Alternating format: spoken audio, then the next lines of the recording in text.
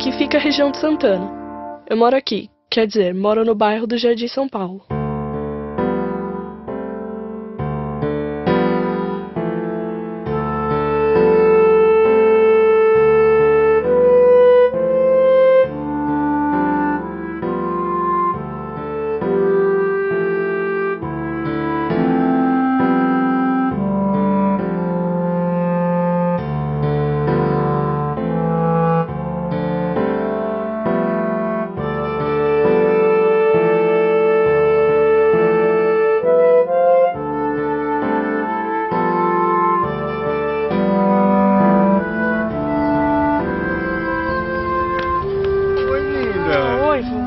Que cara é essa? Ah, vô, esse trabalho que a professora pediu pra fazer. Pra gente falar do bairro onde mora e pesquisar a história dele. Não achei quase nada. A história é um saco, odeio história. Espera aí. História é uma coisa muito importante. Você está assim porque o Jardim São Paulo é muito recente. Não tem a história toda que tem em Santana. Mas tem muita coisa interessante. Se é tão fácil assim, faz o trabalho pra mim. Não, então vamos combinar outra coisa. Eu conto a história, mas você faz o trabalho para a sua professora, tá bom assim? Tá, combinado. Mas para entender o Jardim São Paulo é melhor conhecer primeiro a história de Santana, que é muito interessante, é mais antiga. Vem cá, vamos dar uma volta.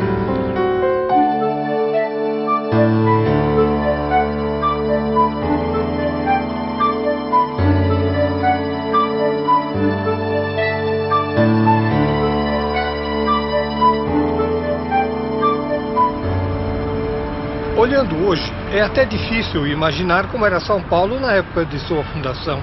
Até o século XVIII, Santana era apenas uma grande fazenda de propriedade dos jesuítas. Imagine que o norte de São Paulo não passava de um matagal que ficava depois do rio. E para você lembrar, nos primeiros anos, São Paulo se restringia basicamente ao centro, lá onde fica o pátio do colégio. A região de Santana equivaleria a uma fazenda única, chamada Fazenda Santana, que foi uma doação recebida pelos jesuítas em 1673. É um dos bairros mais antigos, início da fundação de São Paulo. Já nessa época, os jesuítas afirmavam que no seu pedido de doação, que as terras aqui eram imprestáveis e alagadiças.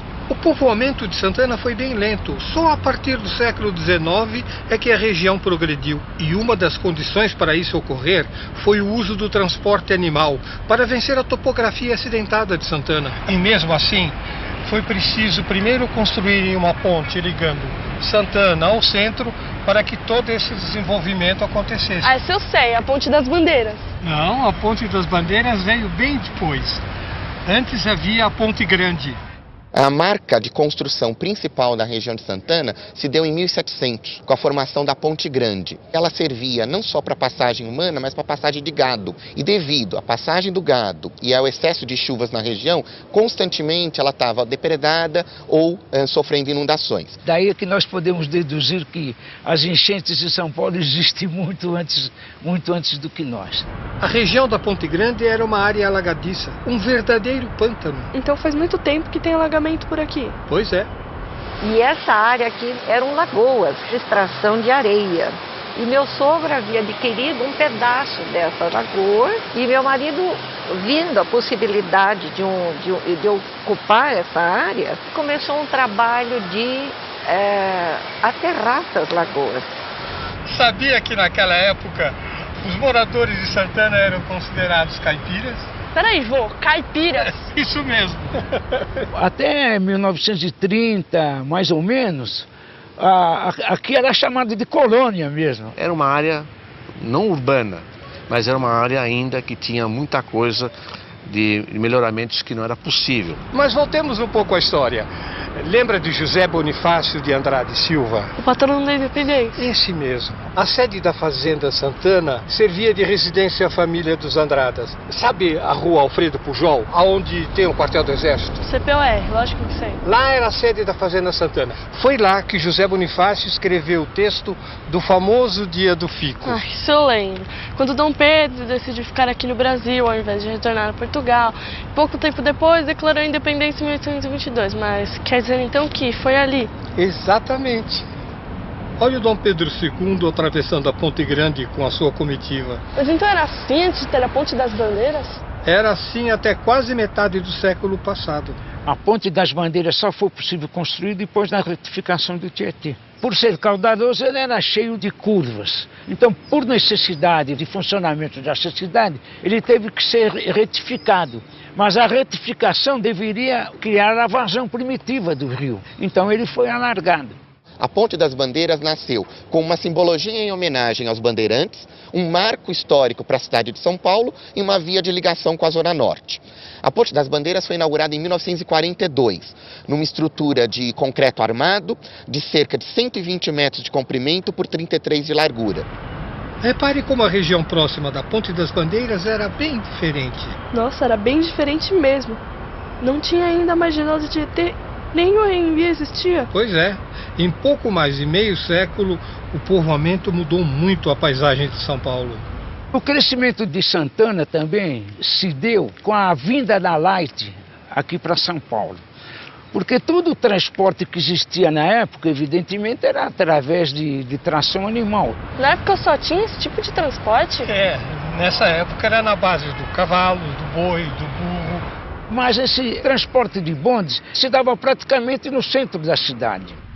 Em 1899, a Light entra na cidade de São Paulo e começa a eletrificar os bondes. A Light então esticou as primeiras linhas até a Ponte Grande. Só em 1908 é que a linha atravessou a ponte e veio aqui para Santana.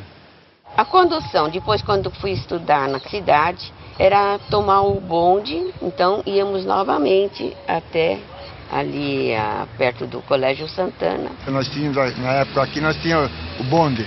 42 era o La Vigília. E o 43 ia até a Alta de Santana. Peguei muito bonde, eu levei muito tombo.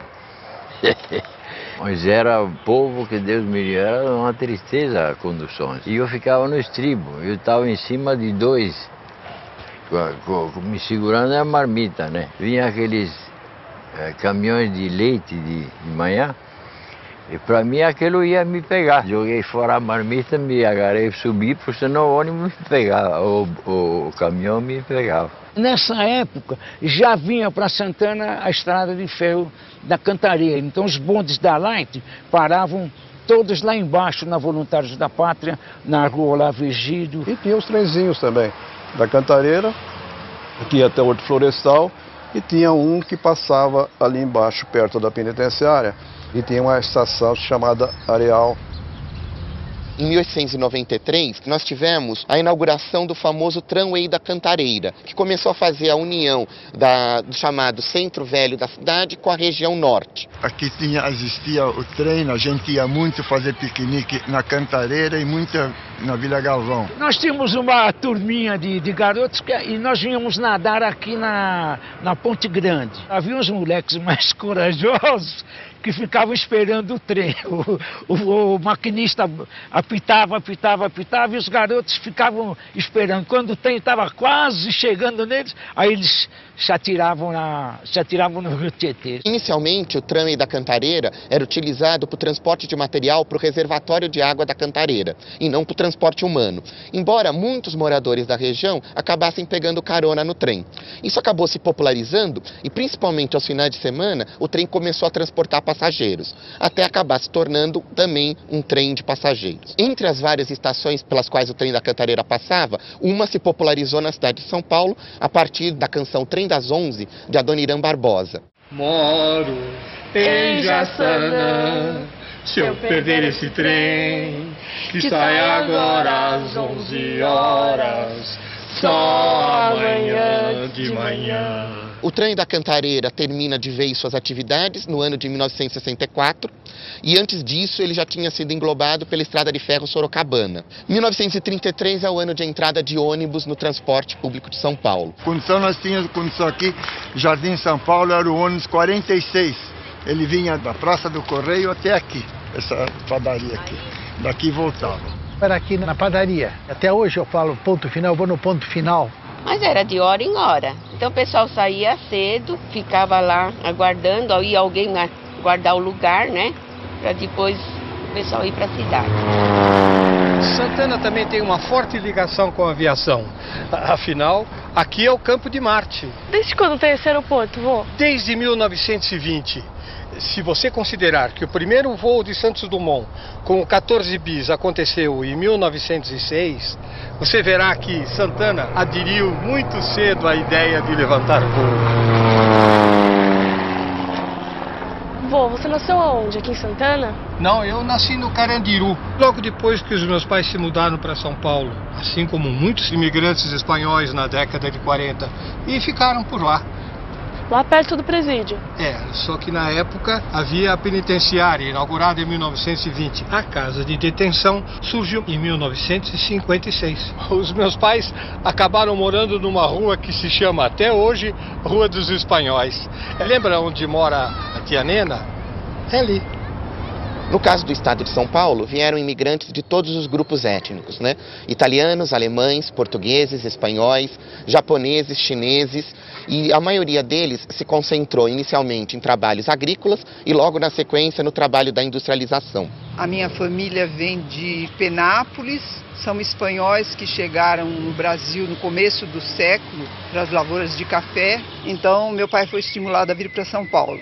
Nós nos mudamos inicialmente para a Rua dos Espanhóis, que fica no Carandiru. Aquela região, na época, ficava nas beiras da margem do rio Tietê, e também a região, incluindo a Rua Chico Pontes, era cheia de chácaras, geralmente cultivadas por portugueses. Os núcleos coloniais eram bairros coloniais dentro da cidade, onde determinados grupos de imigrantes se concentravam. Na zona norte de São Paulo, um dos primeiros núcleos desse tipo foram de italianos, provindos da Lombardia e do Tirol, e eram mais ou menos 20 famílias.